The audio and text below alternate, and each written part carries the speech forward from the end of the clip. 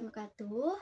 Perkenalkan, nama saya Rizka Triana Diana dengan NIM 12320202400. Saya dari kelas PAI 5F. Di video ini saya akan menjelaskan tentang latar belakang masalah pendidikan. Video ini untuk memenuhi tugas ujian tengah semester Filsafat Islam. Selamat menyaksikan.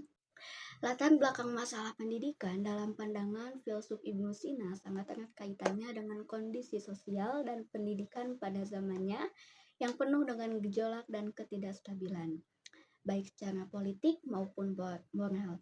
Ibnu Sina hidup di masa ketika masyarakat muslim mengalami kerusakan akhlak yang sangat parah, diwarnai oleh fitnah dan perpecahan aliran yang menyebabkan kehancuran solidaritas sosial dan integrasi moral umat. Kondisi inilah yang sangat mempengaruhi dan menjadi dasar pemikiran Ibnu Sina tentang pentingnya pendidikan yang mampu membentuk karakter manusia secara holistik, yakni tidak hanya menekankan aspek intelektual, tetapi juga aspek jasmani dan spiritual sebagai satu kesatuan utuh. Dalam konteks pendidikan, Ibnu Sina melihat bahwa anak-anak perlu mendapatkan pendidikan yang menyeluruh, mulai dari tingkat umum hingga khusus.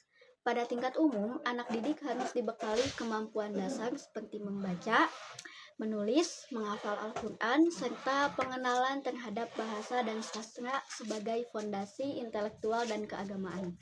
Sedangkan pada tingkat khusus, pendidikan diarahkan untuk mempersiapkan anak-anak menuju profesi tertentu yang mencerminkan pentingnya pendidikan aplikatif dan konseptual dalam menghadapi kebutuhan masyarakat. Namun, realitas pendidikan Islam saat ini seringkali tidak selaras dengan konsep holistik yang diajarkan Ibnu Sina.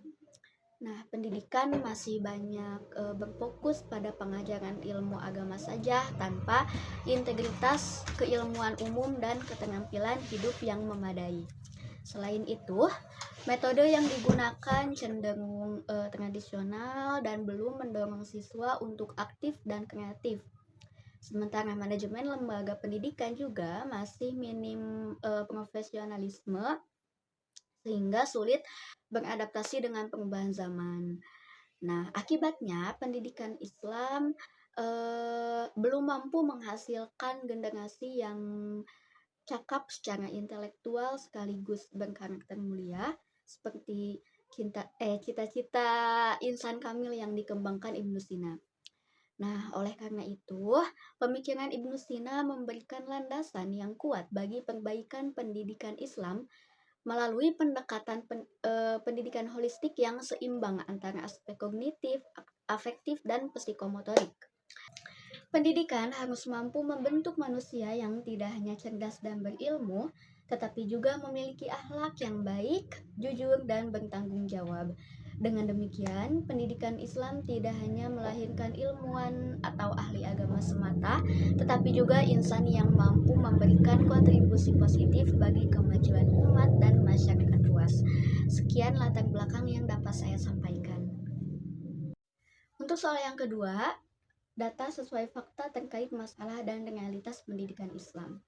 Pendidikan Islam di Indonesia dan dunia menghadapi berbagai masalah, antara lain yang pertama, ketidakseimbangan dalam pengelolaan lembaga pendidikan, lemahnya sistem manajemen, dikotomi kurikulum dan tujuan pendidikan, serta dominasi model pendidikan tradisional yang memposisikan siswa sebagai objek pasif dan guru sebagai subjek aktif. Nah, hal ini menyebabkan proses pembelajaran menjadi monoton dan kurang melibatkan siswa secara aktif.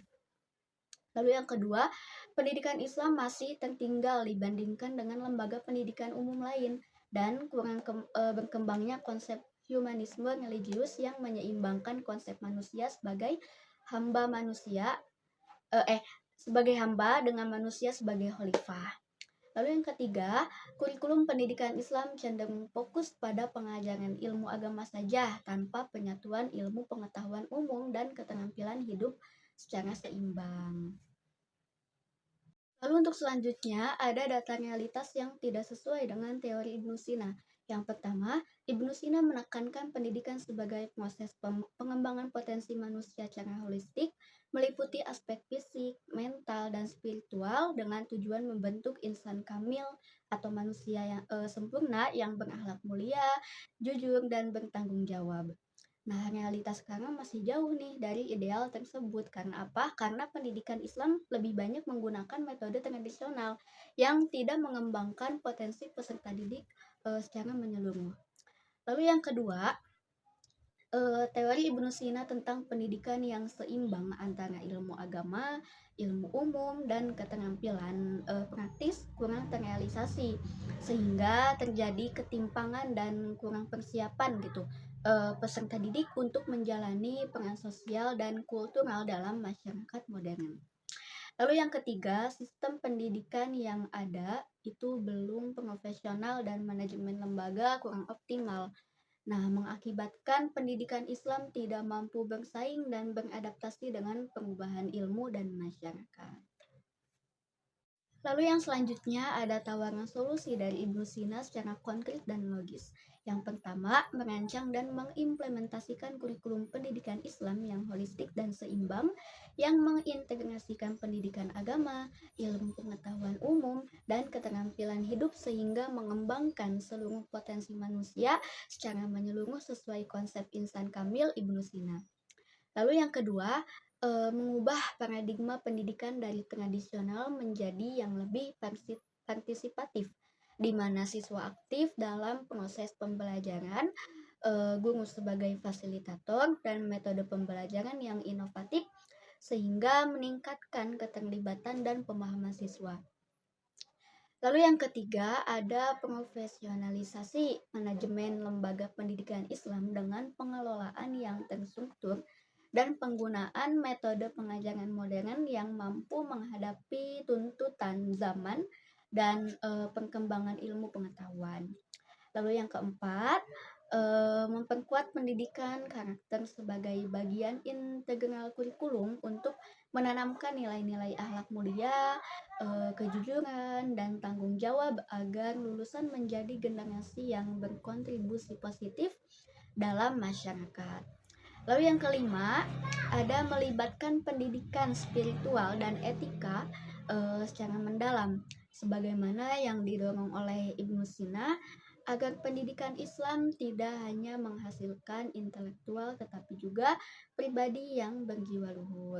Nah, jadi kesimpulannya, berdasarkan pemikiran Ibnu Sina dan realitas pendidikan Islam saat ini, masalah pendidikan Islam terletak pada kurangnya pengembangan holistik dan ketidakseimbangan kurikulum, metode pembelajaran tradisional yang pasif, serta manajemen pendidikan yang belum profesional. Solusinya adalah pengembangan kurikulum holistik, inovasi metode pembelajaran, profesionalisasi manajemen, dan penanaman karakter serta spiritualitas secara optimal dan pendidikan Islam. Sekian yang dapat saya sampaikan. Terima kasih atas perhatiannya. Mohon maaf apabila ada kesalahan. Wallahul muwaffiq ila aqwamit thoriq. Wassalamualaikum warahmatullahi wabarakatuh.